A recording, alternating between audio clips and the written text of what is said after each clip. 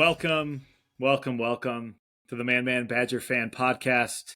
I'm your host, Philip Arthur Schultz, here with Chris Smith9, the D4spondent. We just want to do an instant reaction show of what we all just watched. Wisconsin beating Minnesota 74-67. Yeah, Chris, that was a crazy game. My little brother was at the barn tonight, by the way. Nice. So doesn't watch a lot of Badger basketball, but lives in Minneapolis, and they were like they're kind of like at the top level. I think one of the top, rows at the top level, but they had like a center court viewing. So they actually had a pretty good view, pretty good seats. He took a picture and sent it. Yeah, do you like the barn, by the way? Yeah, I think it's actually a pretty good atmosphere tonight. It looked pretty full. The crowd was buzzing. It's funny, I tweeted out, I heard a couple "Let's Go Badgers" chants towards the end of the game. Yep. And I tweeted that I think there was more "Let's Go Badger" chants tonight than I've heard at the Kohl Center all year. So, Badger fans, they brought it to Minneapolis. That was huge. They needed the fans. We got to get your, if it's your former student who's now at UW, talking about, the student section at some point. Because I know we've been pretty critical of it, and we won't get into that here. But I mean, when I first started going, it was with my older brother who went to UW-Madison, and there were so many different cheers, and the band was there. Yeah, it's a completely different atmosphere now. But well, let's get to the game. What's just the things that stood out to you as you were watching, or even just think about the box score, the play-by-play? What was your analysis of the game? The game basically played out exactly how I thought it would, which would be, I kind of said I think it would be tight basically the whole way and lower scoring, which it was. I think that our 74 points was a little deceiving. And we just had to grind it out, and we had to lean on, I said we would need to lean on our seniors, but it turned out that John Blackwell, kind of took the game over. And we got big minutes out of Jack Janicki tonight. I know at the end of the last podcast, I said he needed to play more, and because he only had, I think, 14 minutes last game. Yeah, 13 or 14. He got 22 tonight. 22 minutes tonight, and his footprint was all over the game. It was incredible on both ends. His energy, that play he made, this is probably foreshadowing for later, but that play he made towards the end of the game where he tipped that rebound to Blackwell for that finish on the N1. That sealed the game. So it was good to see us play well, even though, again, we didn't shoot well from three. We were 5 for 22. We're definitely in a slump from three. But we attacked the rim a little bit better tonight. I thought defensively we played pretty solid. They had that sort of one run in the second half. But I think we were able to secure it and kind of slow it down. Tanji was on the bench for a long time in the second half, so other guys had to step up. It was an interesting game. It's like I said, it's kind of exactly what I thought, and this is one of those, as I was thinking, like, what I want to talk about tonight. Like, this is one of those, I don't care what we looked like. All I care is that we won, because I don't think this means anything long term, because this is you just had to win that game. So good to see us get out of Minneapolis with a W. Penn State on deck at home, senior day. Things are setting up really well for March here. Yeah, just as I was watching it, it felt like, in the past couple games, they were just shooting from three. They were just going almost every time they had an open shot. It felt like tonight, you could see it. They were passing up threes to try to go more to the rim, or to try to get a post up into Crowell or Winter. And it was just interesting because all these switches were happening, right? The way that Minnesota was playing us, I think other teams will start to do this, even if it's, our centers on the guards there, posting those guys up, because we weren't actually that great in still getting the ball to those guys in those mismatches. I think we were better in the second half. But you could tell they wanted to attack the basket more, take their time on those threes, knowing they could probably get those at any time on the shot clock. It was kind of a weird game. I think one of the weirdest games we played all year. It kind of felt like old Badgers a little bit. I think we had a 5-minute drought, which we just haven't had that many of these this year. That happened in the first half. And I think we had 9 turnovers in the first half, along with like Minnesota getting really weird breaks. So we even for us to be up by 6 at that point felt like okay, like it could be worse. Also, if we had played a little bit more tight, a little bit more focused, we could be up by 10 to 15. And so just a kind of a weird first half. And then, yeah, I thought the second half in particular, our decision making it wasn't as good. And I think on some level you might be right. Maybe this game isn't a microcosm of what's to come. I don't really think that's true. But it's almost like we did enough things at the end of the game. We were clutch enough to get the 9-11 point lead, right? And so I think they went 4 for their last 5, kind of in that crunch time there. And then it's the free throws, man. I mean, the free throws are the way that we stayed ahead in that game almost the entire time. You finished 21 for 24, where Minnesota's 8 for 15. And that was, I think, maybe the biggest difference in the game. From 3, they definitely shot better, that kind of thing. But I think you're right. We just had to grind it out, knowing that the barn always produces kind of a weird atmosphere and weird game here. Yeah, I think it's one of those you don't, like I said, you basically just you burn the film and rip the box score up. All that matters is you just put a big old W, because this is a loss that kills you on your resume, but a win basically does nothing. I mean, you're not going to move up because of this. Like you're projected to win, but we know this is a rivalry game. It's at the barn. It's a packed house, which I bet that place never fills up. But because it was Wisconsin, because Minnesota's playing well, they brought a nice crowd. And so it was a fun environment. I love these kind of games midweek like this. I mean, it's really like a testament to the Badgers. And truthfully, like they didn't get a ton of production, especially from the bench tonight. So, I mean, they just grinded out away. They didn't shoot their first free throw until like 5 minutes ago in the first half, and they ended up with 24 attempts. So crazy. Being able to attack, and the refs definitely tightened up in the second half too. And I felt like we played that to our advantage. So, I think we played to the game that it was being called. Like, I don't think we tried to force anything too much. And again, second half, we didn't have a lot of turnovers after another ugly first half. So that's something we've been pretty good at over the course of the season, is kind of cleaning that up at halftime. So that was good to see too. Yeah, I think at one point they said we had, 1 turnover in the second half. Maybe it ended up being 2 total that second half. But yeah, even if the whistle did tighten up some, which, yeah, it was kind of strange. It felt like it was pretty fair, pretty even how they called it. Definitely played more focused, better basketball, really. And that's without Tanji being in most of the second half, really. So, credit to really grind it out, especially with Klesmit also still being out here. And you can kind of tell that we miss him, which is weird because I think at points we thought, oh, we don't really need Klesmit, or Klesmit isn't that, he hadn't been shooting that well, although the past few games before he got injured, he was starting to get a little bit hotter. Just again, I think you're right. Like the way that we won the game was, we just grinded it out. That's just what we had to do. Play of the game for you. So my play of the game, score was 59-56 Badgers with about 5 minutes to go. And Jack Janicki drives to the lane and does this sort of like fadeaway, step back, 2-pointer to go up 5. It was a beautiful shot, but I felt like that's what turned the tide. That's what got like the Badger crowd into the game. And from there, Minnesota, they got a little closer, but that felt like enough for us to get over the hump. So that was a big play from a guy that, I mean, I think you and I really like a lot, and think that, I mean, I feel like he's going to start on this team for sure next year. But that's sort of his biggest moment offensively of the season, I think. And something that might propel him, especially as we get closer to the tournament here. I'm really intrigued by what his role is going to be when Max does come back, because he is outplaying Kamari. So, like, I don't know how they split those minutes up. So that play was big, all things considered.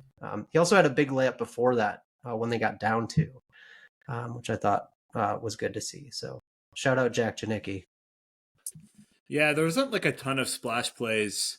I think the one, and maybe this is also a turning point. Maybe I'll wait on that, because I think that's more of a turning point. I think to me, I don't know if it's a play of the game here, but I think it's John Blackwell. I think just his consistent going into the paint. Man, it just changed the trajectory of the whole game. And I don't think Minnesota could really stop it. I mean, it's not like he hit every 2-point shot he was taking, but man, whenever he wanted to go in to the paint, he could. And that's even going against bigger guys when they do those switches. I think even the center Mitchell was on him a couple Yeah. times, and like he had the strength to get to the lane and kind of take a shot still in there. Again, not a ton of splash plays, but I thought just the consistency of that really showed tonight. Who's the player for you? Player of the game? I'll just stick with Jack Janicki just because I've talked about him a lot. I just really liked his minutes tonight on both ends. The fact that he was able to secure some big rebounds. He made that play with a couple minutes to go where he tipped that offensive rebound to Blackwell, and Blackwell got the and one. Like I said, it was just really exciting to see him make some big plays and big moments. So I think probably the obvious answer is someone else, but I just think coming off the bench with Max Klesmit not playing, his minutes were huge, and he made use of every single one of them. So, and he lost a tooth. Rip to that tooth, man. That might be the play of the game, really. As he's diving, or he jumps up and gets hit, and almost like midsection, and goes down in a heap. Holy crap! It's amazing. What's really cool about that is he's a minute. Yeah. What's awesome is he's a Minnesota kid, so I'm sure this one just means a little bit more too. So just him to have that coming out party tonight was pretty awesome. White Bear Lake, man. That's where we always went to Krispy Kreme donuts. Didn't have that in Eau Claire. Oh. So as we're going to the Metrodome, yeah, you always stopped at the Krispy Kreme on the way. Yeah, for me, it's and maybe I tip my hand a little bit. It's John Blackwell. I think just because he carried the team in a game where Tanji was in foul trouble. Tanji only played 27 minutes. He's usually getting 35 or more. And so, yeah, I mean, in terms of shots, I mean, he took 21 of the 55 for Bucky. So he kind of put the team on his back a little bit.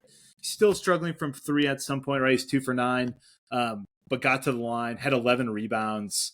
And I think overall took pretty good care of the ball, especially for how many minutes he was playing. And he's playing pretty good deep. He's not our best defender, but I think he's definitely stepped up that level of his game, and you can tell he just wants to be a leader out there. And in a game where Winter took 5 shots, Kral took 6, Kamari took 3, Tanji's really the only one that took more than he took 10 in his 27 minutes. Kamari knew, hey, I need to be the one carrying us tonight, because it almost felt like a lot of the team wasn't playing as aggressive outside of Janicki. Really, the person or the player you just talked about. Turning point for you? To me, so I kind of talked about when Janicki had that layup when we went down 2 to tie it 53-53. But then Minnesota goes back down 2 possessions later and scores again to go back up 2. And then on offense, Kamari had the ball. Kamari didn't play well offensively, but he had this amazing assist to John Blackwell. Blackwell cutting to the hoop and scores on a layup. I just think that's a huge turning point, because when you get down on the road and you're pushing 5-6 minutes left in the game, that game really shortens when you got the crowd against you. And just for Kamari, a veteran, to make that play, knowing his shot's not falling, Blackwell to be smart enough. Blackwell had so many cuts tonight to the basket, and we found him. But that one to me just felt huge, because it just sort of settled us down. And from there, we took over the game after that. But that was a huge turning point for me. For me, there's about 2 minutes left. Brandon Rigsby, guy off the bench, he was kind of the star for Minnesota in the game. He dunks on us, and the crowd's going crazy. And Tanji had just gotten back in. Again, he has 4 fouls. He goes hard to the rim. He knocks Rigsby down. It's one of those where it could have probably been called offensive foul. And at that point, if that happens, it's 65-61. They have the ball, but they don't call it. Tanji makes this ridiculous layup, where he's like kind Yeah, of it was completely crazy. bending his back, his body, and like almost like weirdly flipping it in. It was actually a super cool layup, super cool play. But I think that was the turning point because then you're up 6 with about a minute 45 to go, and at that point it felt like, okay, we're up 2 possessions at the minimum, and yeah, it just feels like we're going to seal out the game here because Minnesota wasn't just that much of an offensive force really. That was the turning point for me because I think if that's an offensive foul, then Tanji's out. It's 65-61. It's a different game. But I Yeah. think after that layup, that's where it felt secure for me. Yeah, Yeah, just a I'll say interesting just game. one more thing. I just think it's kind of interesting. There was a moment with about 13 minutes left. That's when we were in control of the game. What we were up like 9 points or whatever. And guard Tanji was on the bench. I think he was in a little bit of foul trouble at that point. And then guard takes out Blackwell too and puts in Cameron Hunter, who I like Cameron Hunter, but he hasn't played any meaningful minutes all year. And Minnesota just splashes 2 straight threes. And I'm thinking in my head, like, if we lose, that's the turning point. That was a weird rotation that guard did there. I'm not sure what the reasoning was. I know it was like a minute till the TV timeout. But just felt like maybe he's got a little too cute in that situation. And it could have cost us the game. So It's true. I just want to point that out because that was a big moment in the second half. Yeah, I think he had said that he was gonna play him. I think that was the thought. Like, he wanted to get him a couple minutes. But that was a weird spot. It did feel like we were in control of the game. And not that we, had been shooting even that well, and yet we were still up 9-11. It was kind of ebbing and flowing between those two scores. Or us being up by those points. But yeah, I mean, that was a pretty big point of the game, right? Because that's really when they started going on the run. I think they hit 4 or 5 shots in a row, 2 of those being threes. I know we really like watching college basketball. I think I've told you about this former student of mine, Luke Hiltman. Shout out if you're listening. Gives us this huge, basketball pool, pick 'em, where we pick games every week. Man, he just seems to watch every college basketball game. Can you tell us about this new Real Men of Genius that is out there right now? Yeah, so this one's for you, Luke. Today we salute you, Mr. Watches Every College Basketball Game guy. While other people are satisfied watching a few marquee matchups, you're out there watching Albany versus Prairie View A&M like it's the Final Four. You know every conference tournament by heart, and yes, you have strong opinions about mid-major sleeper teams that no one's ever heard of. Your bracket isn't just a piece of paper, it's a masterpiece with 18 upset predictions, advanced metrics, and more research than a PhD dissertation.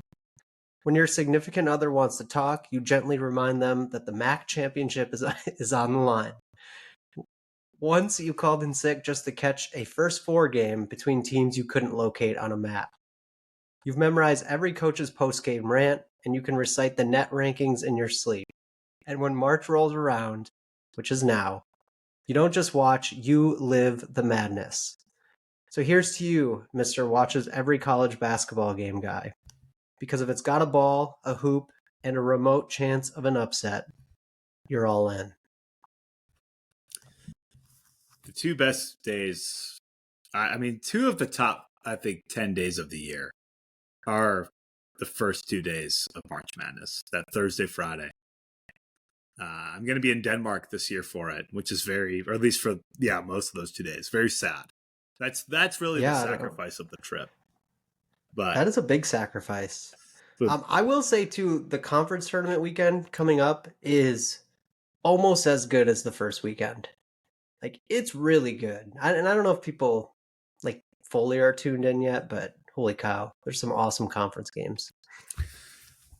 Saturday is senior night, or I guess senior day, where we play Penn State. It's a Saturday, 11 a.m. here in Denver, noon in Wisconsin there. Yeah, how are you feeling about the game? Do you expect us to win by 15 plus here? Yeah, I think I do. I think this is our sort of get right game in terms of getting hot from the 3 again.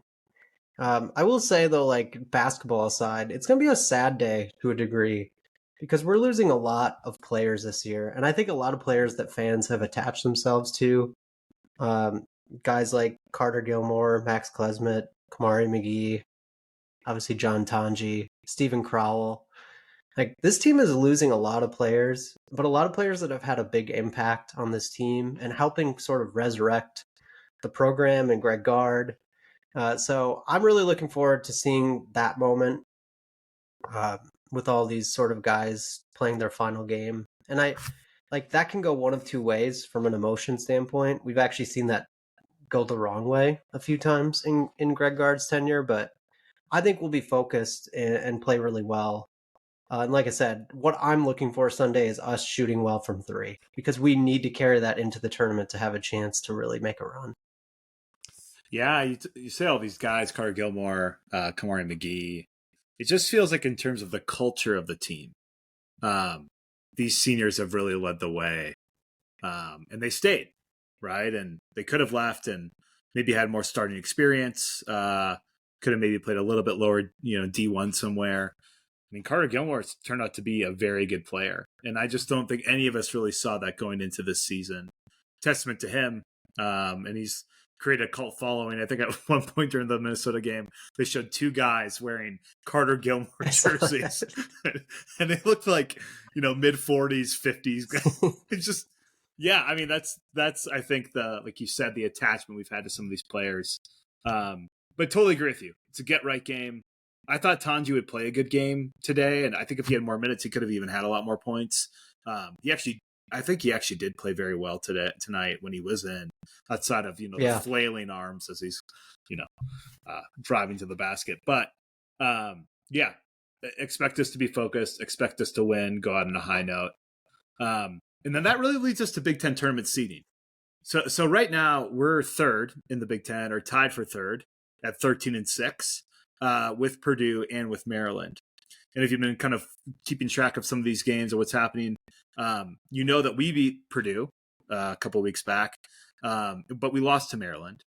And then Purdue lost to us, obviously, but they beat Maryland. So there's kind of this hemming and hawing for who gets that top seed. Could you kind of describe to us, Chris, how this works? Because technically we need Purdue or Maryland to lose to secure that double bye. Can you kind of explain to us why that is? Yeah, so if the season ended today, theoretically we would be the 5 seed, even though we're tied with Purdue and Maryland. But because, like Phil said, everyone kind of beat each other between those 3 teams, the second tiebreaker comes down to how you did against the top 2 teams, and that's Michigan and Michigan State. Unfortunately, the Badgers lost to both of those teams, and Purdue beat Michigan. So that would, even though we beat Purdue, that would vault them over us in terms of the second tiebreaker. So what we need is, realistically, we need Purdue to lose at Illinois this weekend, which it feels like a really strong chance that happens. Maryland plays at home against Northwestern, so I don't think that's a realistic path. So in order to get the double bye, Illinois has to beat Purdue. So if you're a Badger fan, that's the game you're locked into. That double bye is super important for the Badgers, especially we talked a lot about making sure you get that rest. And that extra day is huge this time of year. So the seeding's kind of odd when it comes down to tiebreakers, but unfortunately, as good as the Badgers have been this year with no bad losses, they haven't beaten a lot of the top teams. So that's actually coming back to bite them in its current state. But again, if Purdue loses to Illinois, all is good, and we secure that 4 seed. Yeah, the Michigan game, us losing to them, I mean, that was the first Big Ten game of the season. Yep. And I think it was even early. I think we still played some non-conference after that game. Yeah, they've done that the last, I don't know, 5 or 6 years, where they do the 2 conference games before Christmas and then have the big break and then come back to it in January. Yeah, and I think Michigan was considered good then, but nobody would have thought, top of the Big Ten, a chance for the Big Ten title. So yeah, it's crazy how that comes back to bite us. It's just, where we were at as a team wasn't even close to our peak yet either. Um, so where do you think we end up? All said and done. I think Illinois is playing really well right now. They've sort of righted the ship. So I do think they beat Purdue at home. It'll be their senior day, even though they're all like freshmen, so probably it doesn't even matter. So I think we end as the 4. But there's so much. If you've looked at the Big Ten standings, there's so many teams sort of in this like conglomerate of records that I don't even know if we can accurately project who we would potentially play. So let's hope we get the 4. If we get the 5, I believe then we would match up against the 4. I think that's how it works. Okay. So I would prefer to avoid a team like Illinois or Purdue or teams like that. So yeah, we'll see. Is there any team that you don't want to play in the Big Ten tournament? No, we've seen everybody. I don't think I want to play Purdue again because I think they would make a point to really try to beat us. Like I think they would go all out in that game. And when we played them, we probably played the best half of Wisconsin college basketball that we've maybe ever seen. Yeah. And I don't know if we can replicate that. And that's the kind of game I think we'd come out and play too. But they, I think, would be trying to prove a point in that game against us based on what happened in their house. So that's the one team I really want to avoid. I wouldn't mind playing Michigan again. I wouldn't mind playing Michigan State again. Illinois is another team I don't really want to see, actually, just because, like you said, they're starting to put up real points now. I think they've had 90 plus the last 2 games, or higher scores for sure. And so, but yeah, if we can avoid Purdue, man, that's my hope. I mean, I wouldn't even mind playing Maryland again. Just I think because they're that kind of opponent that I don't know. You don't know who you're going to see in the NCAA tournament, but I feel like Maryland just seems pretty balanced. That's what I kind of gather. And I want to play a team like that where it's like, you can't necessarily even focus on one guy going off. So is there anybody for you? It's Illinois. I don't want to play Illinois. They've had our number over the years, just with the way they play pressure defense. And when they're hot, which they are now, they are very hard to beat. So I agree with Purdue, though. It's a scary matchup. The thing is, they just don't really have bigs like they've had in the past, so they're not as scary from that lens. But I guess the one team I do want to play is Maryland, because I think that is actually a good litmus test. Because I think Maryland, like you said, they're super balanced. They're not deep, but that team could make a serious run in the tournament. So I'd love to see how we stack up. We could look up this next time. I'd be curious what their offensive ranking is, defensive ranking. I mean, I think they're pretty bad. Like they're like pretty good on both ends of the floor. But yeah, I think that's true. That would be a good litmus test for us. Do you have those numbers? Yeah, I'm looking it up. Okay. But yeah, I mean, I think like you said before, the Big Ten tournament is awesome, right? It's like you said, it might even be just as good as the beginning of the March Madness tournament. Probably just a little bit less, just because of the stakes are a little bit different. But man, there's been some really good Big Ten tournaments the last couple of years, and so yeah, hopefully we get that double bye.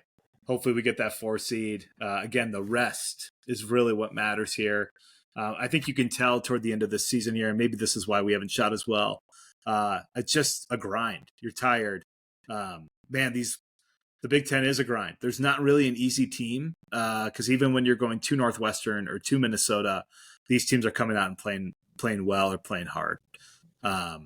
So should be interesting. I'm hoping that, weirdly that Illinois actually beats Purdue, which I usually never would say or pretty rarely say. What is Maryland ranked? Can you find it? Yeah, so Maryland is 31st in offensive rating and 8th in defensive rating. Yeah. So that fits that metric of national championship we've talked about in the past. Yeah. Well, you got to wonder, if it's the Maryland players or even Coach Brad Underwood. Yeah, they seem to have a really big feel of basketball. You just wonder if, were they playing a lot of video games growing up? And this kind of brings us to our real men of genius, Mr. Serious Online Gamer Guy. Today we recognize you. While other adults have hobbies, you have a mission: to crush every middle schooler who dares to cross your path. You're not here to make friends. You're here to make children cry. Weird, but that's what you're doing. When a 13-year-old calls you washed, you cancel plans, skip dinner, and devote your entire weekend to ruining his digital existence. You've got reaction speeds NASA can't measure and grudge-holding abilities that border on criminal. Your kill streaks are the stuff of nightmares, and you've got custom emotes specifically designed to make teenagers reconsider their life choices. Once a fifth grader asked if you had a job, and you responded by spawn camping him for 17 straight rounds. You went for it. When a kid brags about his report card, you remind him that straight A's won't save him from this headshot. You fear nothing, except the day these kids hit puberty and finally get reflexes as fast as yours. And when someone asks us if you feel bad, you say, no mercy for the weak. So here's to you, Mr. Serious Online Gamer Guy. Because if they're old enough to hold the controller, they're old enough to lose. This is this episode 4? This is episode 4. Episode 4. Look at us go. Yeah. Thanks for listening. Again, you can find us on X. Thank you, Elon. YouTube with no video, which my brother Tim watched. He listened to YouTube the other day. So there's people on that, I guess. You can also find us on Apple Podcasts, Spotify, and iHeartRadio if you're really struggling to find us on any of the other platforms, I guess. Thanks for listening. Go Bucky. Hopefully we'll come back to you sometime this weekend after the Penn State victory. Not trying to, jinx it, but should really beat them here. So again, thanks for listening. We'll see you guys next time.